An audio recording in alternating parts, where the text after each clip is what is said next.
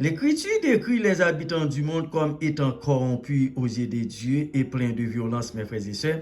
Genèse 6, verset 11. Même avec la dépravation morale de notre époque, nous serions horrifiés par la violence du monde, alors pourtant Dieu n'a pas exécuté un jugement rapide, mais a attendu que Noé construise l'arche, ce qui a certainement pris beaucoup de temps. 1 Pierre 3, verset 20.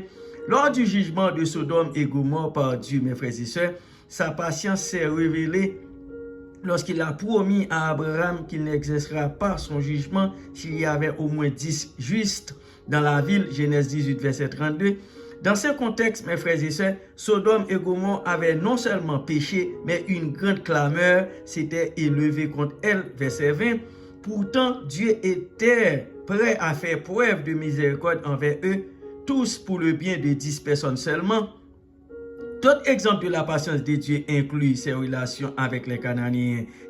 Genèse 15, 16, mes frères et sœurs, les Ninives à l'époque de Jonas, Jonas 3, verset 10, et les Israélites avant leur exil, 2 Rois 17, verset 13, 14. Sa patience explique également le retard perçu dans la seconde venue de Jésus, 2 Pierre 3, verset 9, 15.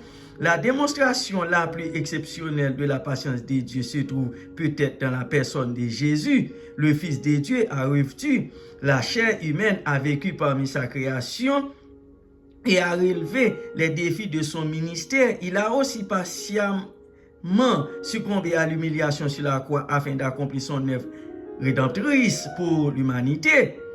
Comme tout autre attribut de Dieu, mes frères et sœurs, sa patience surpasse la nôtre, bien que ce soit une bonne nouvelle pour le croyant en difficulté ou pour ceux qui tendent la main à un proche incroyant. Cela peut aussi conduire à la frustration. Comme les saints martyrisés d'Apocalypse 6, verset 10, les croyants peuvent s'écrier: jusqu'à quand, Maître saint et véritable, tarderas-tu à faire justice et à venger notre sang sur les habitants de la terre?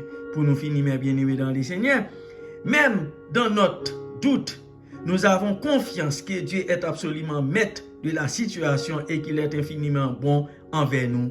Que Dieu vous bénisse.